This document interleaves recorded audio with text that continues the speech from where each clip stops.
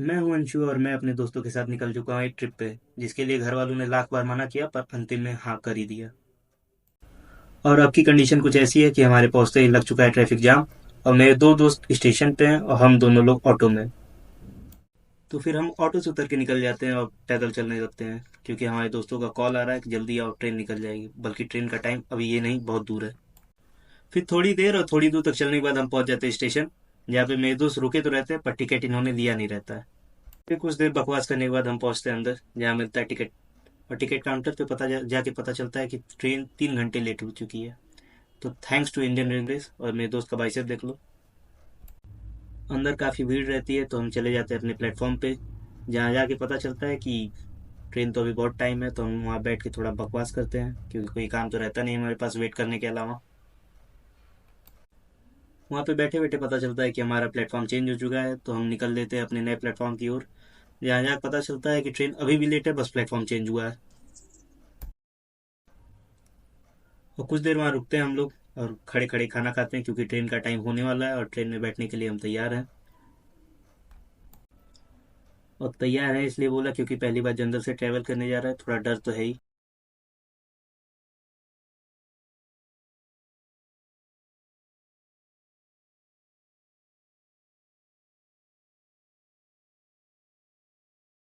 लिलियत करने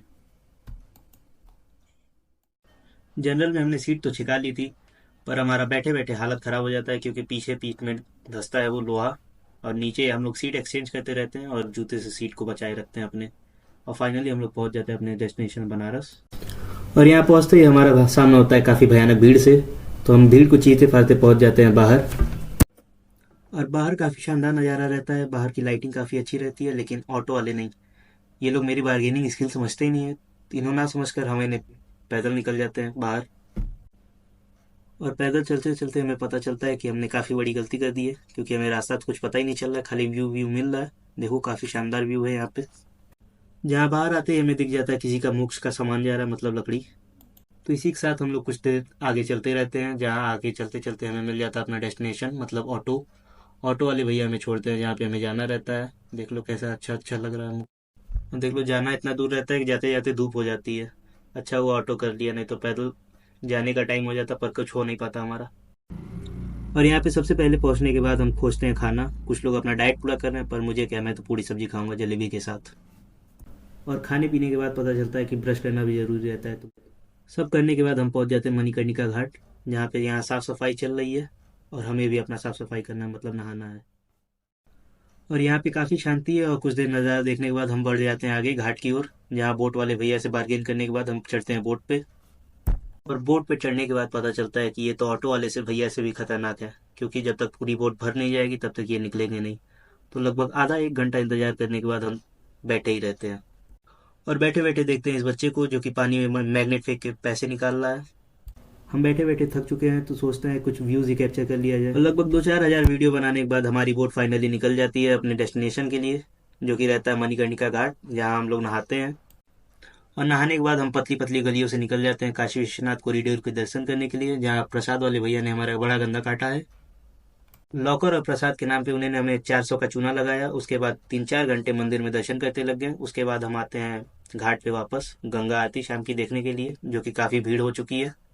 लेकिन हम टाइम से आ जाते हैं और अपनी सीट कब्जा करके बैठ जाते हैं। और सामने चल रही होती है गंगा आरती तैयारी, हम अपना सीट एकदम टाइट पकड़ के बैठे रहते हैं। कुछ लोग यहाँ अपना मूवमेंट कैप्चर कर रहे हैं, क्योंकि और कोई काम धाम तो है नहीं, अभी आरती शुरू हुई नहीं है। और हमारे पास भी कोई काम धाम तो रहता नहीं है, तो हम लोग इधर।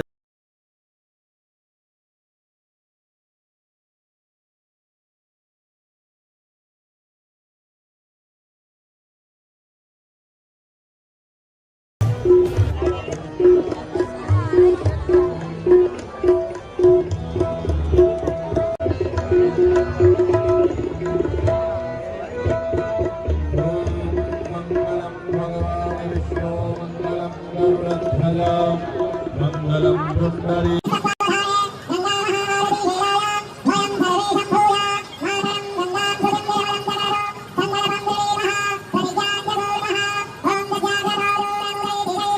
अब इस संग की आवाज़ सुनो और कमेंट करके बताओ कितना लंबा हो सकता है।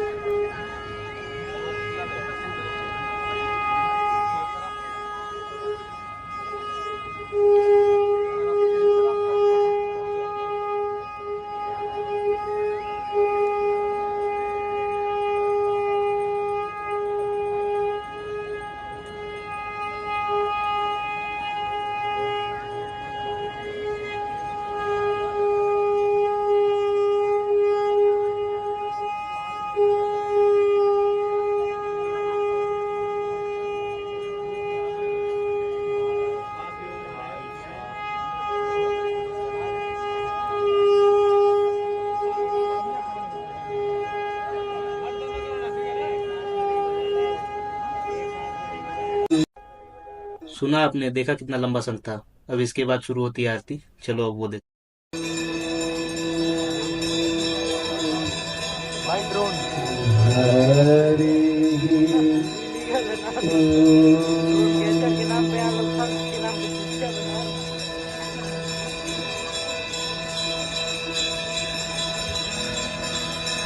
अखंड मंडलाकारम् व्याप्तं येन चराचरम् तत्परं दर्शितं